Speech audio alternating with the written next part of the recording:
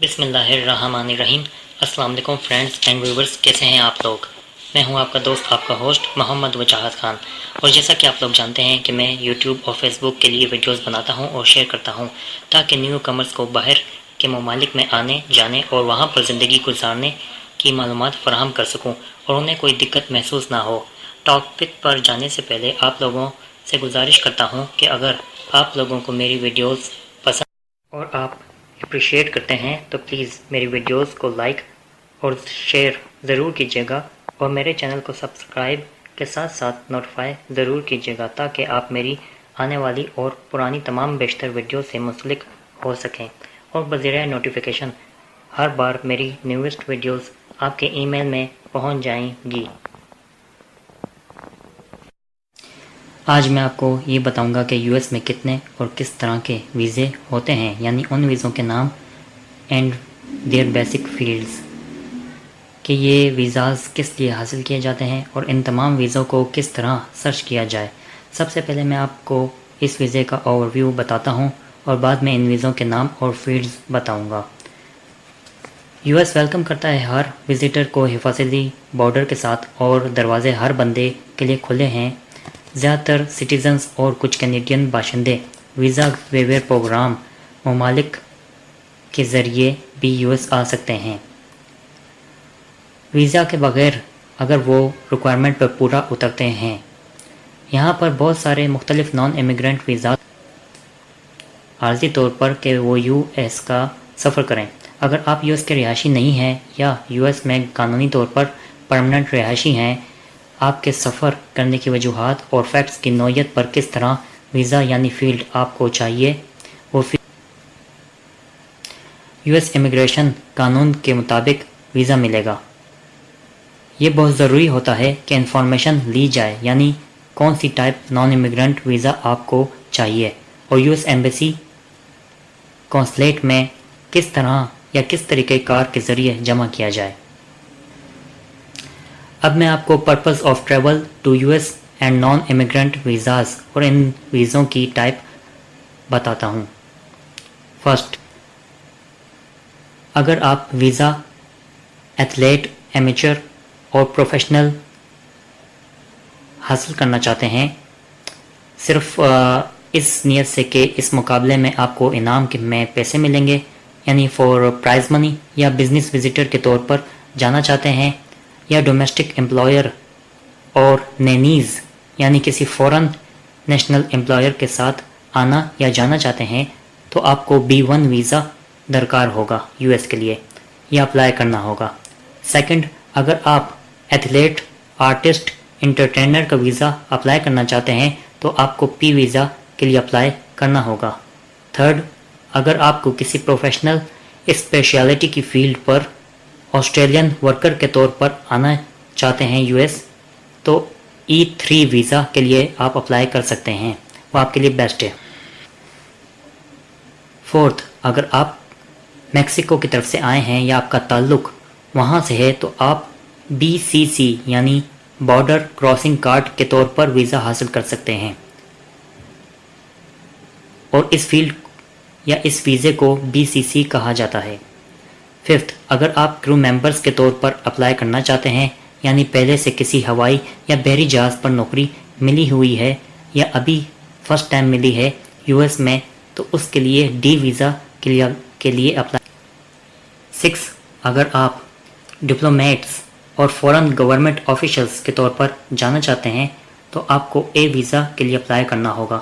Seventh, اگر آپ کسی ڈیزگنیٹڈ انٹرنیشنل آرگنائزیشن اور نیٹو کے ورکر یعنی امپلائی ہیں اور یو ایس جانا چاہتے ہیں تو آپ G1، G2، G3، G4 اور G5 ویزا یا نیٹو ویزا کے لیے اپلائی کر سکتے ہیں۔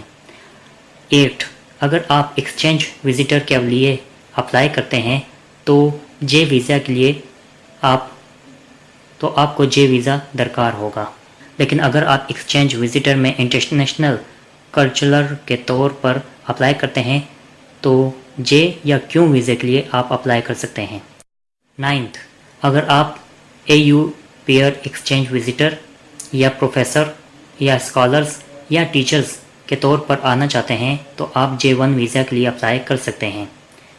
10th اگر آپ ایکسچینج وزٹر پر چلڈرن یعنی 21 سال سے کم عمر والے اور اسپاؤس ہولڈر J1 ویزا پر ہیں تو J2 ویزا کے لیے اپلائی کر سکتے ہیں۔ 11th اگر آپ فیانسے کے طور پر US آنا چاہتے ہیں تو K1 ویزا کے لیے اپلائی کر سکتے ہیں۔ 12th اگر آپ US میں فورن ملٹری پر ہیں اور US جانا چاہتے ہیں تو A2 اور نیٹو 1, 2, 3, 4 اور 5 اور 6 کے لیے اپلائی کر سکتے ہیں۔ 13th اگر آپ US میں فورن نیشنل یعنی کسی ایکسٹرا آرڈنری ایبلٹی کے طور پر یعنی science, arts, educational, business, athletes پر جانا چاہتے ہیں تو O1 ویزا کے لیے اپلائی کر سکتے ہیں۔ 14th اگر آپ FTAP یعنی فری ٹریڈ ایگریمنٹ پروگرام میں چائلڈ یا سنگاپورین کے طور پر آنا چاہتے ہیں US تو H1B1 ویزا کے لیے اپلائی کر سکتے ہیں۔ 15th اگر آپ میڈیا یا جرنلسٹ کے طور پر آتے ہیں تو I ویزا کے لیے اپلائی کر سکتے ہیں۔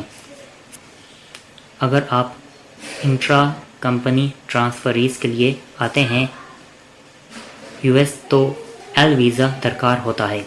میڈیکل ٹریٹمنٹ وزٹر کے لیے یا ٹورزم ویکیشن پر یا پلیجر وزٹر یعنی گھومنے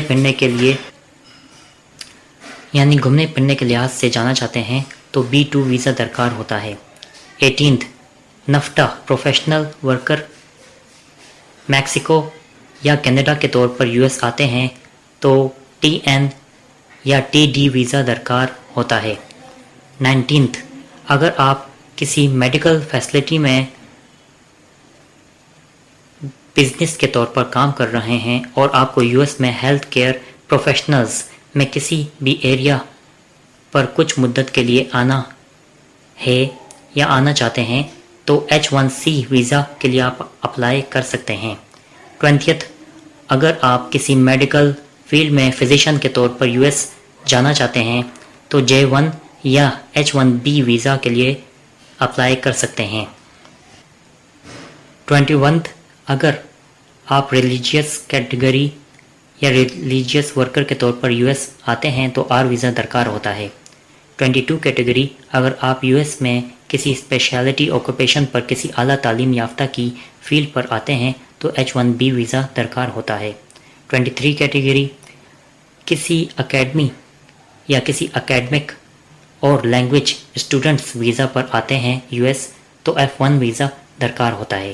24 اگر آپ کا کوئی رشتہ دار US میں طالب علم ہے یعنی اسٹوڈنٹ ویزے پر ہے اور آپ اس کے ڈپینڈنٹ کے طور پر US جانا چاہتے ہیں تو F2 ویزا درکار ہوتا ہے۔ 25 اگر ووکیشنل اسٹوڈنٹس پر US آتے ہیں تو M1 ویزا درکار ہوتا ہے۔ 26 اگر آپ کے ڈپینڈنٹ ووکیشنل اسٹوڈنٹ پر ہیں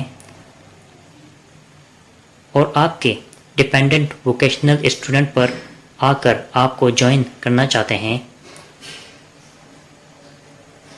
تو M2 ویزا درکار ہوتا ہے۔ 7 اگر آپ سیزنل ایگریکلچر پر ٹیمپرری ورکر پر جانتے ہیں US تو H2A ویزا درکار ہوتا ہے۔ 28 اگر آپ نان ایگریکلچر پر ٹیمپرری ورکر پر US آتے ہیں تو H2B ویزا درکار ہوتا ہے۔ 29 اگر کسی پروگرام میں ٹریننگ لیتے ہیں لیکن کام کرنے کی نیت سے نہیں گئے تو H3 ویزا درکار ہوتا ہے۔ 30 ٹریٹی انویسٹر کے لیے جاتے ہیں تو E2 ویزا درکار ہوتا ہے۔ 31 اور ٹریٹی ٹریڈرز کے طور پر جاتے ہیں تو E1 ویزا درکار۔